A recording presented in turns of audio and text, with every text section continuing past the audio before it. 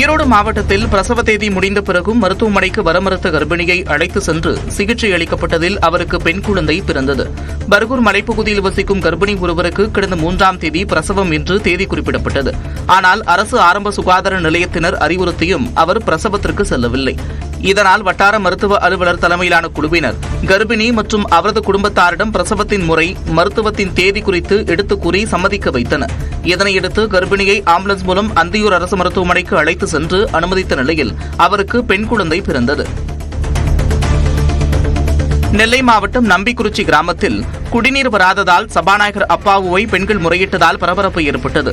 நம்பிக்குறிச்சி கிராமத்தில் ஒரு வாரத்திற்கும் மேலாக குடிநீர் வழங்காததால் 50க்கும் மேற்பட்ட பெண்கள் கோட்டை கருங்குளத்தில் சாலை மறியல் போராட்டத்தில் ஈடுபட்டனர். அப்போது அந்த பகுதிக்கு வந்த சபாநாயகர் அப்பாவு பெண்களிடம் விவரத்தை கேட்டறிந்து வட்டார வளர்ச்சி அலுவலரை தொலைபேசியில் தொடர்பு கொண்டு உடனடியாக குடிநீர் வழங்க நடவடிக்கை எடுக்க உத்தரவிட்டார். நாகையில் ஸ்வர்ண விநாயகர் கோவில் விழாவையொட்டி புனித நீர் ஊர்வலம் விமர்சையாக நடைபெற்றது. பல்வேறு புண்ணிய நதிகளிலிருந்து குடத்தில் சேகரிக்கப்பட்ட புனித நீரை யானை மீது வைத்து கோயிலுக்கு ஊர்வலமாக கொண்டு சென்றனர். குதிரை நடனம், கதகளி நடனம் என வழிநெடுகிலும் பக்தர்கள் உற்சாகமாக காணப்பட்டனர்.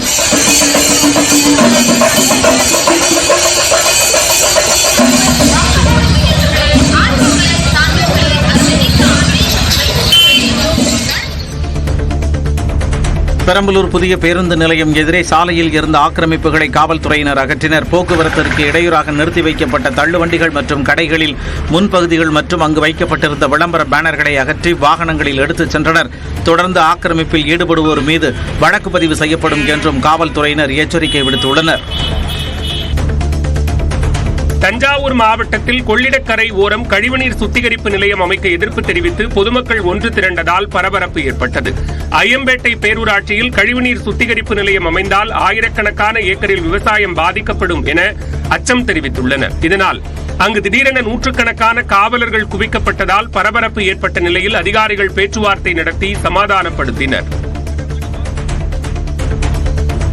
மதுரை மாவட்ட ஆட்சியர் அலுவலக சாலையில் பள்ளி பேருந்து சிக்கியதால் போக்குவரத்து நெரிசல் ஏற்பட்டது. கடந்த சில தினங்களுக்கு முன்னதாக குடிநீர் குழாய் பதிக்கும் பணிகள் முடிந்து சாலையில் தோண்டப்பட்ட பள்ளம் சரியாக மூடப்படவில்லை என கூறப்படுகிறது. இந்நிலையில் மேடு பள்ளமாக இருந்த சாலையில் மாணவர்களோடு வந்த தனியார் பள்ளி பேருந்தின் டயர் பள்ளத்தில் சிக்கியது. பின்னர் மாநகராட்சி பணியாளர்கள் பள்ளத்தில் சிக்கிய பேருந்தை அப்புறப்படுத்தினர். திபெத் எழுச்சி தினத்தை ஒட்டி உதகையில் உள்ள திபெத் அகதிகள் அமைதி பேரணி நடத்தினர். அப்போது திபெத் நாட்டிற்கு சுதந்திரம் கிடைக்க இந்திய அரசு உதவிட வேண்டும், திபெத் நாட்டிற்கு சுதந்திரம் அளிக்க சீனா முன்வர வேண்டும் என்பன உள்ளிட்ட கோரிக்கைகளை வலியுறுத்தினர். உதகை அரசு தாவரவியல் பூங்கா அருகே தொடங்கி நகரின் முக்கிய வீதிகள் வழியே பேரணி சென்றனர். தூத்துக்குடி மாவட்டம் குலசேகரப்பட்டினம் முத்தாரம்மன் கோவில் உண்டியல் காணிக்கையாக 56 லட்சம் ரூபாய் கிடைத்துள்ளது. டிசம்பர் 19ஆம் தேதி முதல் தற்போது வரையிலான உண்டியல் காணிக்கையை எண்ணும் பணி அரங்காவலர் தலைமையில் நடந்தது. ஏராளமான பக்தர்கள் கலந்து கொண்டு காணிக்கையை எண்ணும் பணியில் ஈடுபட்டனர். ரொக்கத்துடன் 210 கிராம் தங்கம், 1221 கிராம் வெள்ளி மற்றும் வெளிநாட்டு கரன்சிகளும் கிடைத்தன. வேலூர் சத்வாச்சாரி அரசினர் பாதுகாப்பு இல்லத்தில் இருந்து தப்பியோடிய 17 வயதான சிறார் குற்றவாளி மதுரையில் கைது செய்யப்பட்டார். வழிப்பறி வழக்கில் பாதுகாப்பு இல்லத்தில் அடைக்கப்பட்டிருந்த சிறுவர் கடந்த 8ஆம் தேதி சுவரேறி குதித்து தப்பியோடினார். அவரை காவல்துறையினர் தேடியபோது பேருந்தில் ஏறி தப்பியோடியது தெரியவந்தது. மதுரையைச் சேர்ந்தவர் என்பதால் அங்கு சென்ற காவல்துறையினர் சிறுவனை பிடித்தனர். 2018ஆம் ஆண்டு தெலுங்கானாவில் நடந்த ஆணவ கொலை தொடர்பான வழக்கில் ஒருவருக்கு மரண தண்டனை விதிக்கப்பட்டுள்ளது. நாட்டையே உலுக்கிய பிரணாய் பெரமுல்லா ஆணவ கொலை வழக்கில் முதல் குற்றவாளியான பெண்ணின் தந்தை தற்கொலை செய்து கொண்ட நிலையில் 2வது முக்கிய குற்றவாளியான சுபாஷ் என்பவருக்கு மரண தண்டனை விதிக்கப்பட்டுள்ளது. மேலும் 6 பேருக்கு ஆயுள் தண்டனை விதித்து நல்கொண்டா SC/ST நீதிமன்றம் உத்தரவிட்டுள்ளது. ஈரோடு மாவட்டத்தில் பிரசவ தேதி முடிந்த பிறகும் மருத்துவமனைக்கு வர மறுத்த கர்ப்பிணியை அழைத்து சென்று சிகிச்சை அளிக்கப்பட்டதில் அவருக்கு பெண் குழந்தை பிறந்தது. பர்கூர் மலைப்பகுதியில் வசிக்கும் கர்ப்பிணி ஒருவருக்கு கடந்த 3ஆம் தேதி பிரசவம் என்று தேதி குறிப்பிடப்பட்டது.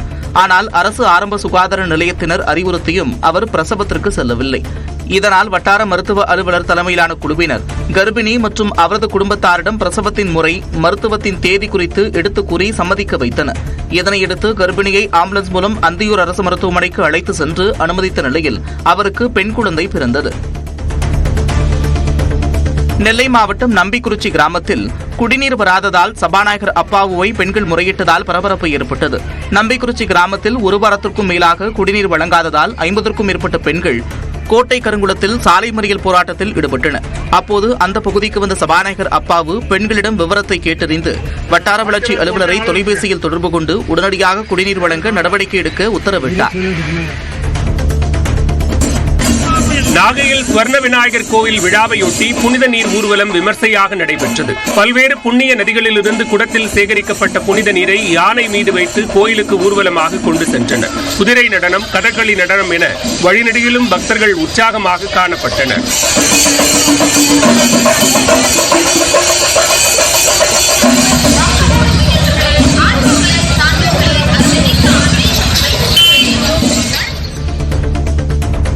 பெரம்பலூர் புதிய பேருந்து நிலையம் எதிரே சாலையில் இருந்த ஆக்கிரமிப்புகளை காவல்துறையினர் அகற்றினர். போக்குவரத்திற்கு இடையூறாக நிறுத்தி வைக்கப்பட்ட தள்ளுவண்டிகள் மற்றும் கடைகளில் முன்பகுதிகள் மற்றும் அங்கு வைக்கப்பட்டிருந்த விளம்பர பேனர்களை அகற்றி வாகனங்களில் எடுத்துச் சென்றனர். தொடர்ந்து ஆக்கிரமிப்பில் ஈடுபடுவோர் மீது வழக்கு பதிவு செய்யப்படும் என்றும் காவல்துறையினர் எச்சரிக்கை விடுத்துள்ளனர். தஞ்சாவூர் மாவட்டத்தில் கொள்ளிடக்கரை ஓரம் கழிவுநீர் சுத்திகரிப்பு நிலையம் அமைக்க எதிர்ப்பு தெரிவித்து பொதுமக்கள் ஒன்று திரண்டதால் பரபரப்பு ஏற்பட்டது. ஐயம்பேட்டை பேரூராட்சியில் கழிவுநீர் சுத்திகரிப்பு நிலையம் அமைந்தால் ஆயிரக்கணக்கான ஏக்கரில் விவசாயம் பாதிக்கப்படும் என அச்சம் தெரிவித்துள்ளனர். இதனால் அங்கு திடீரென நூற்றுக்கணக்கான காவலர்கள் குவிக்கப்பட்டதால் பரபரப்பு ஏற்பட்ட நிலையில் அதிகாரிகள் பேச்சுவார்த்தை நடத்தி சமாதானப்படுத்தினர். மதுரை மாவட்ட ஆட்சியர் அலுவலக சாலையில் பள்ளி பேருந்து சிக்கியதால் போக்குவரத்து நெரிசல் ஏற்பட்டது. கடந்த சில தினங்களுக்கு முன்னதாக குடிநீர் குழாய் பதிக்கும் பணிகள் முடிந்து சாலையில் தோண்டப்பட்ட பள்ளம் சரியாக மூடப்படவில்லை என கூறப்படுகிறது. இந்நிலையில் மேடு பள்ளமாக இருந்த சாலையில் மாணவர்களோடு வந்த தனியார் பள்ளி பேருந்தின் டயர் பள்ளத்தில் சிக்கியது. பின்னர் மாநகராட்சி பணியாளர்கள் பள்ளத்தில் சிக்கிய பேருந்தை அப்புறப்படுத்தினர். திபெத் எழுச்சி தினத்தை ஒட்டி உதகையில் உள்ள திபெத் அகதிகள் அமைதி பேரணி நடத்தினர். அப்போது திபெத் நாட்டிற்கு சுதந்திரம் கிடைக்க இந்திய அரசு உதவிட வேண்டும், திபெத் நாட்டிற்கு சுதந்திரம் அளிக்க சீனா முன்வர வேண்டும் என்பன உள்ளிட்ட கோரிக்கைகளை வலியுறுத்தினர். உதகை அரசு தாவரவியல் பூங்கா அருகே தொடங்கி நகரின் முக்கிய வீதிகள் வழியே பேரணி சென்றனர்.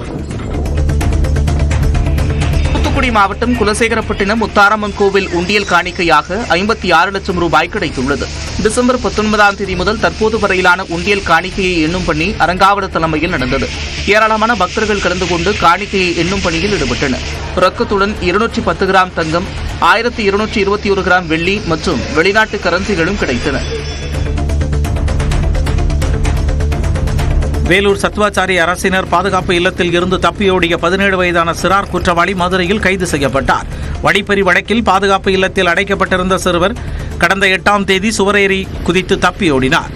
அவரை காவல்துறையினர் தேடியபோது பேருந்தில் ஏறி தப்பியோடியது தெரியவந்தது. மதுரையைச் சேர்ந்தவர் என்பதால் அங்கு சென்ற காவல்துறையினர் சிறுவனை பிடித்தனர். 2018ஆம் ஆண்டு தெலுங்கானாவில் நடந்த ஆணவ கொலை தொடர்பான வழக்கில் ஒருவருக்கு மரண தண்டனை விதிக்கப்பட்டுள்ளது. நாட்டையே உலுக்கிய பிரணாய் பெரமுல்லா ஆணவ கொலை வழக்கில் முதல் குற்றவாளியான பெண்ணின் தந்தை தற்கொலை செய்து கொண்ட நிலையில் 2வது முக்கிய குற்றவாளியான சுபாஷ் என்பவருக்கு மரண தண்டனை விதிக்கப்பட்டுள்ளது. மேலும் 6 பேருக்கு ஆயுள் தண்டனை விதித்து நல்கொண்டா SC/ST நீதிமன்றம் உத்தரவிட்டுள்ளது.